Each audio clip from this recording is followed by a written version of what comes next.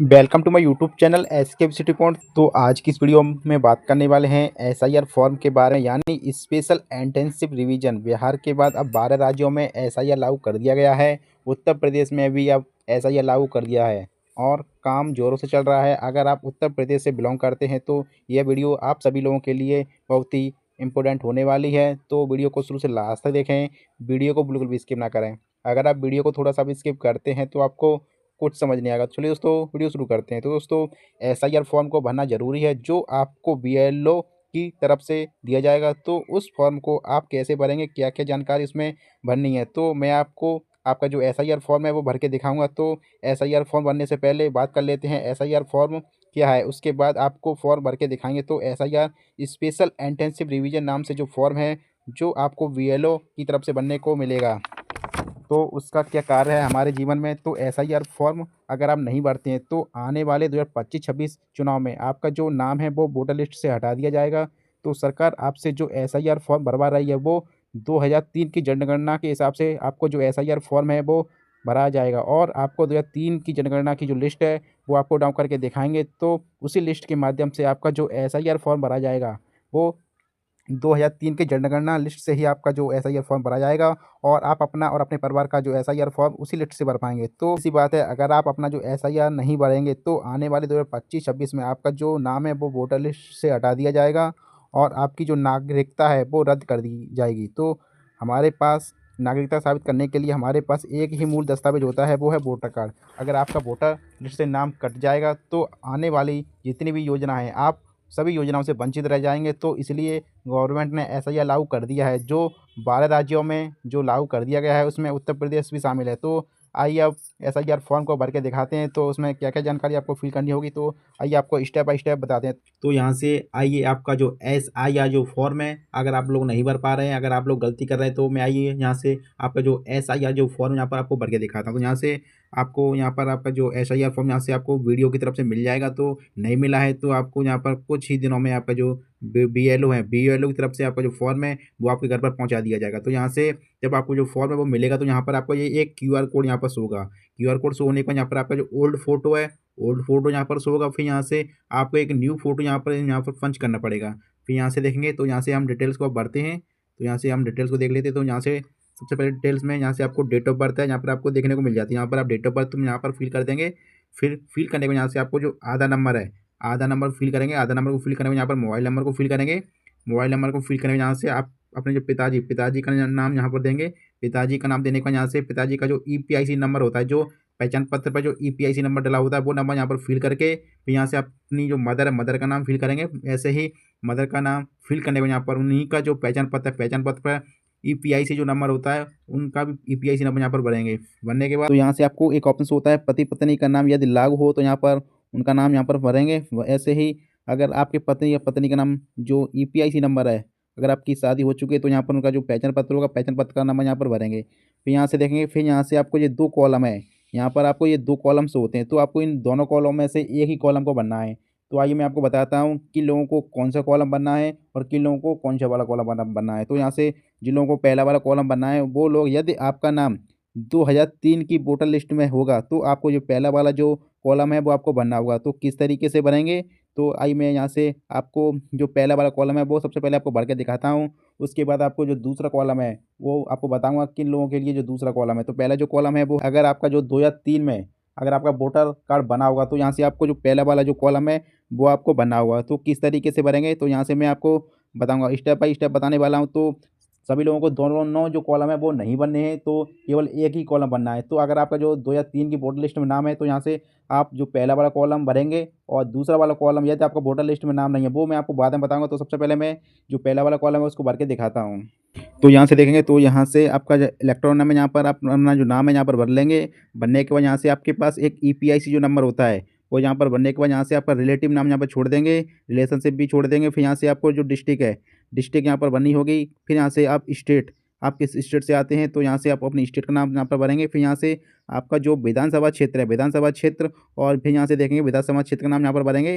विधानसभा क्षेत्र का नाम भरने को यहाँ से आप नीचे तरफ आएंगे, फिर यहाँ से विधानसभा निर्वाचन क्षेत्र की संख्या यहाँ पर भरेंगे। फिर यहाँ से भाग संख्या भरने को बोला जाएगा, जहाँ पे आप भाग संख्या भरेंगे, फिर यहाँ से क्रम संख्या भरेंगे। तो ये भाग संख्या, निर्वाचन संख्या और ये आपका विधानसभा निर्वाचन संख्या आपको कहाँ से मिलेगी, तो मैं आपको बताता हूँ कहाँ से आपको ये संख्या मिलने वाली। तो आइए मैं यहाँ से सबसे पहले आपको ले चलता हूँ, आपको बताता हूँ ये संख्या आपको कहाँ पर और किस जगह मिलेगी। तो आइए मैं सबसे पहले किसी भी क्रोम ब्राउज़र पर आ जाता हूँ।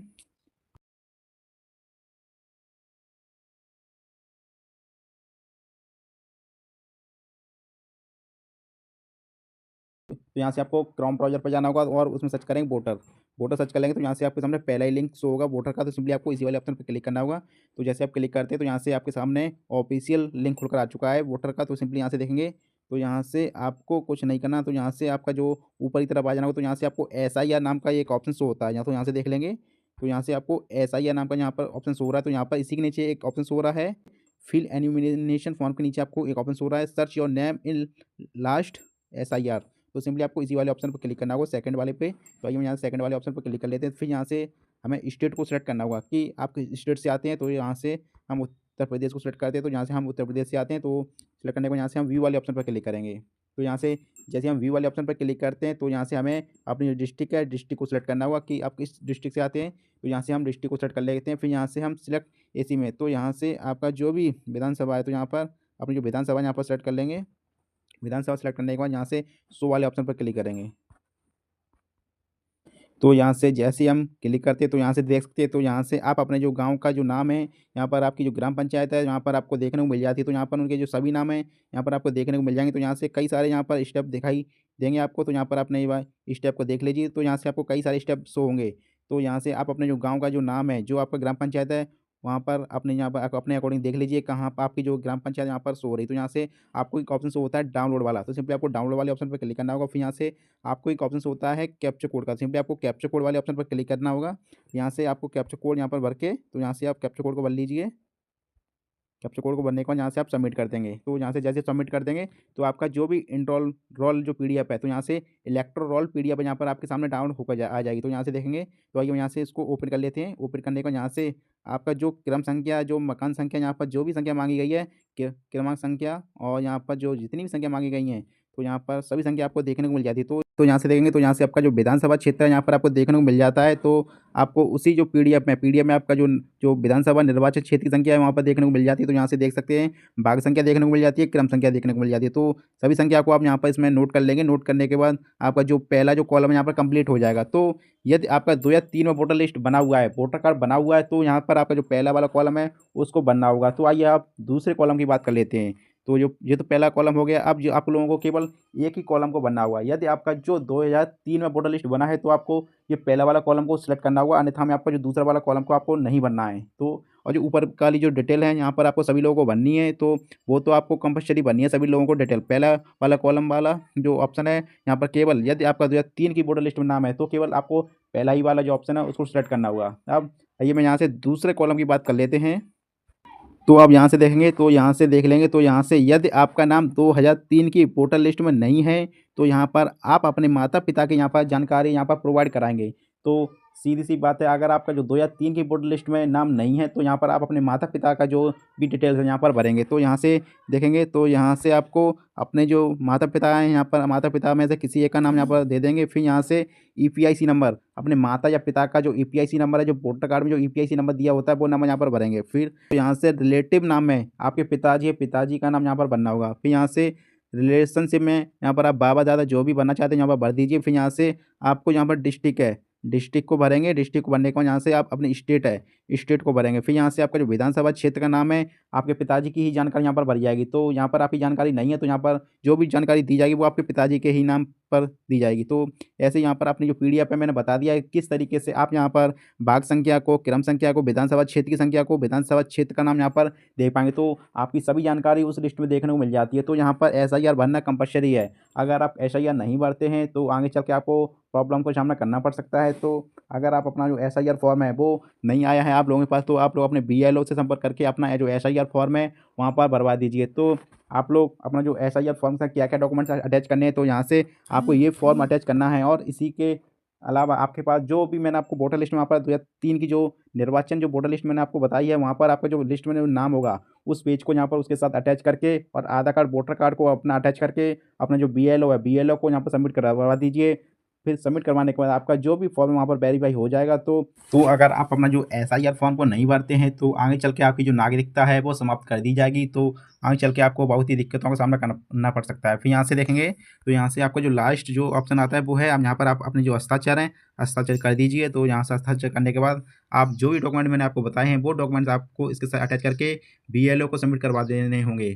बीएलओ सबमिट करवाने के बाद आपकी जो नागरिकता है वो मान्य हो जाएगी। अगर आप एसआईआर फॉर्म नहीं भरते हैं, तो आपकी जो नागरिकता है वो मान्य नहीं होगी, और हो सकता है आपको जितनी भी गवर्नमेंट के थ्रू जितनी भी योजना आती हैं, सरकारी योजना आएंगी, वो उस योजना से आप लोग वंचित रह जाएंगे। तो दोस्तों, मैंने आपको इस वीडियो में एसआईआर फॉर्म भर के दिखा दिया है, स्टेप बाय स्टेप बता दिया है। फिर भी अगर आप लोगों को कोई प्रॉब्लम होती है, तो आप हमें कमेंट बॉक्स में बताइए, तो मैं उसकी कमेंट बॉक्स पर रिप्लाई जरूर करेंगे। दोस्तों, मैंने आपको इस वीडियो में पूरी जानकारी दे दी है, तो आशा करता हूँ आपको वीडियो पसंद आई होगी। अगर आपको वीडियो पसंद आई हो तो प्लीज़ हमारी वीडियो को लाइक करें, कमेंट करें, शेयर करें और हमारे चैनल को सब्सक्राइब करें, बेल आइकन को प्रेस करें, जिससे आने वाली वीडियो का नोटिफिकेशन आप लोगों के पास सबसे पहले पहुंच सके। दोस्तों, मिलते हैं नेक्स्ट वीडियो के साथ।